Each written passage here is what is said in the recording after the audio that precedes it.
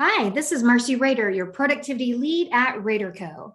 I'm the principal contributor to the Health Powered Productivity podcast, where we give you bite-sized nuggets of knowledge in areas of productivity, health, and clutter that you can implement right away. Looking for ways to support our Health Powered Productivity mission? We welcome donations to our tip jar, linked in the show notes. We encourage you to check out our RaderCo recommendations page on our site, where we list all of our favorite products, services, and apps. We get a little kickback and you get vetted tools that we use ourselves. Now, on with the show. Do you host your virtual meetings and wonder if anyone is paying attention? Did you know that meetings are considered the most inefficient and ineffective aspects of business? You can change that. You can have a meeting where people pay attention. Meetings virtually are more challenging than meetings face-to-face. There are several reasons behind that. This could actually be a 45 to 90 minute session. At RaderCo, we have something called Meeting Power-Ups, where we go into a deep dive on how to make meetings more effective.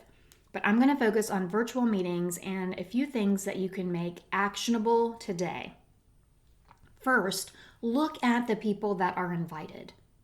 If you were meeting face-to-face and you had a boardroom and there were 8 chairs, you'd have 8 people in it. For some reason, when things went all virtual, people just felt like, well, we can invite everybody. So there are people there that aren't contributing and that really could just be okay with a status update. They could just get an email. They could get the minutes. If you have someone in your meeting that is not a direct contributor, they are going to be multitasking during that meeting. They are going to be checking their email. It doesn't help to invite them. Don't invite people just in case. That guy Justin, he is not our friend. Kick Justin to the curb. Just in case is out of here. We don't need any nice to haves. Think about the chairs you have available and also consider the rule of 7.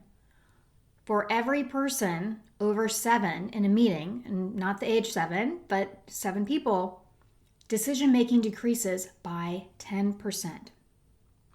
It's not just too many cooks in the kitchen. It's that if there are 10, 15 people in a meeting, then people are thinking, well, so-and-so will figure it out, or, Sylvia will answer that question, or I really don't have to pay attention because there's so many other people on here, and I can check my email. Think about the rule of 7. Also, cameras on versus cameras off. Cameras on are much better for engagement, period. However, if you have people that are on video all day long, let them take a break. Now, when people are on camera and they're doing something else, it is very distracting. People can tell when you are looking at your email or working on something else. Your eyes move, people. I can tell when somebody's reading something else, just like I know you can tell when I'm reading something else. The way my studio is set up, my camera is right in the center. I don't use a laptop camera. And my monitors are on either side of that camera. When I'm speaking, I actually will show people a screenshot of my office, and I will show them that when I'm looking over here, I'm actually looking at you, or I'm looking at the chat. If I'm looking directly, what it feels like directly at you, I'm no longer looking at you. So I let them know that looking a little to the right or the left is actually me looking at them.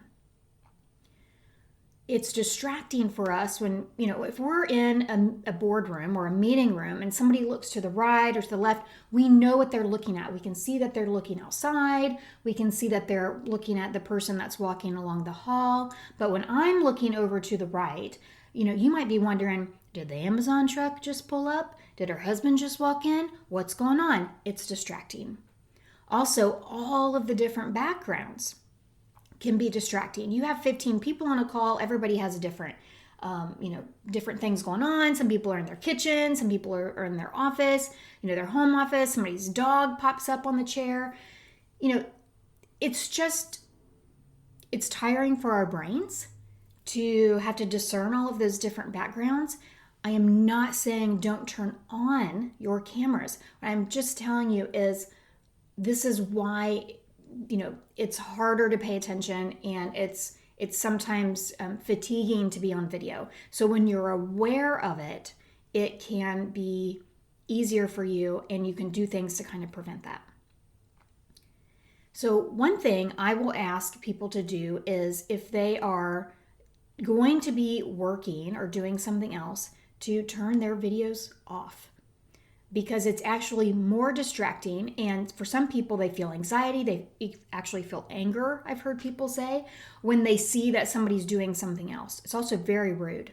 My Vistage chair, Janet Boudreau, when we had all of our meetings virtual, she was so awesome about this. She'd say, if you need to check your phone during our meeting, because we would have all day virtual meetings, if you need to check your phone, then turn your camera off. And people were very good about that. Or, if somebody comes in and starts talking to you, just turn your video off real quick. Having a camera on, at least for some of the people, is super important. I spoke to a group of I think there were only 6 or 7 people on, and I was giving a workshop, and 1 or 2 people max at a time had their videos on. And I can tell you, as a speaker, I felt very unappreciated.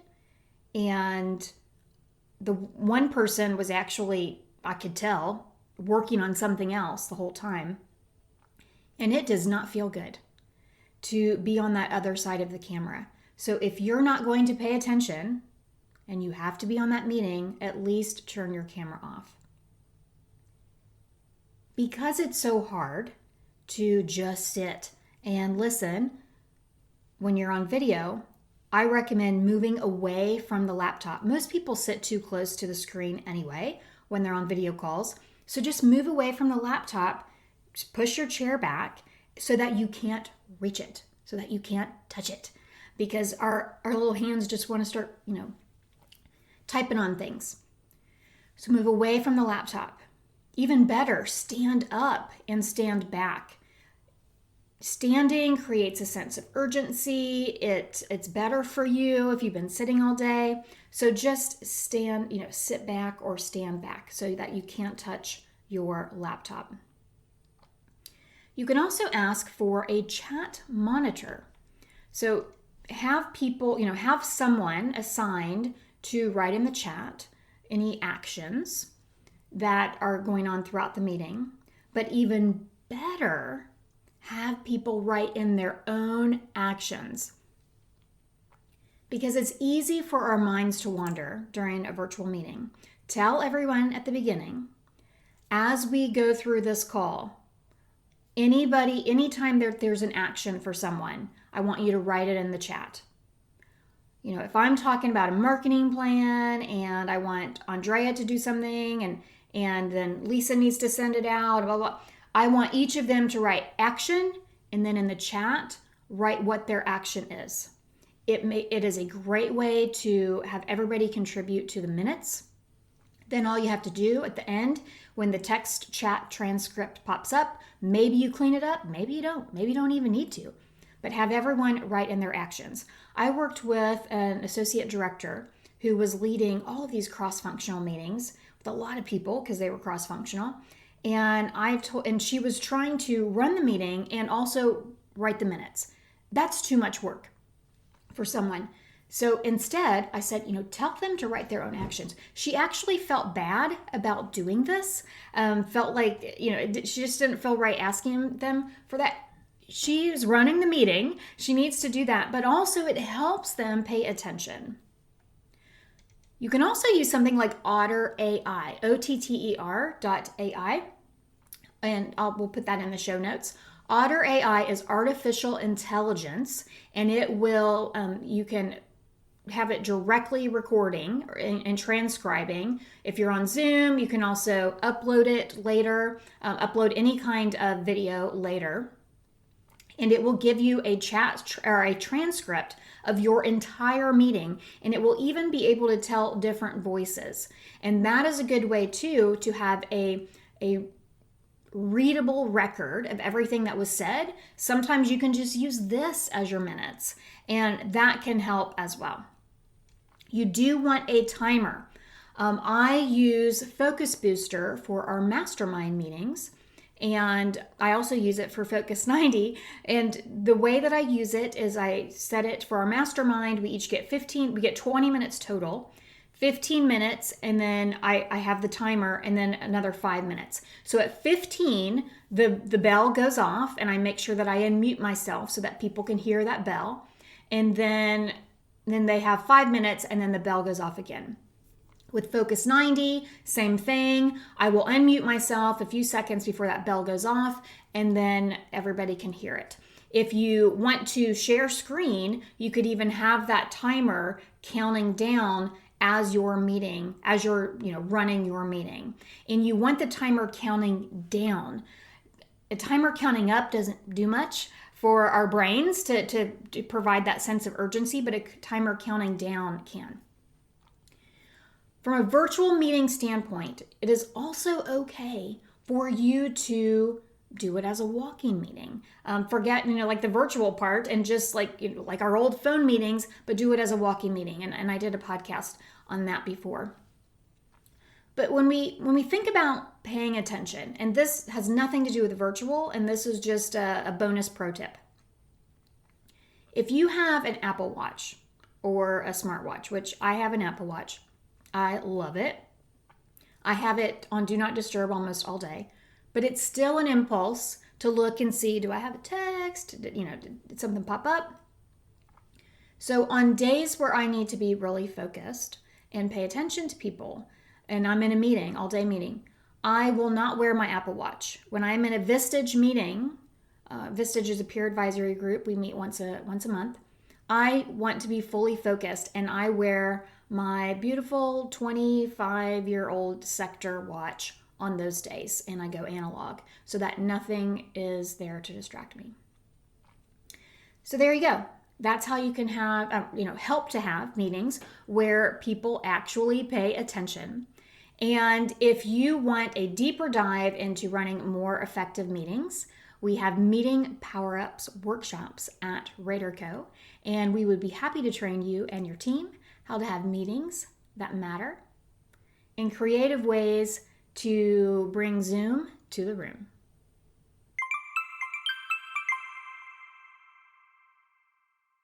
Thank you for listening to the RaderCo Health-Powered Productivity Podcast. Please subscribe, leave a review, and forward this episode to at least one person you know could benefit. And can I ask a favor? If you felt this podcast was valuable, please consider supporting it by donating to our tip jar to continue giving you bite-sized nuggets of knowledge. And get your sneak peek of my latest book, Work Well, Play More, Productive, Clutter-Free, Healthy Living, One Step at a Time, with the novice behaviors from Chapter 1 that includes how to deal with all those rings, pings, and buzzes, how to declutter your digital desktop and why it's important, and how to play hide and seek with your food to help with portion control. It's waiting for you at helloraderco.com/gift.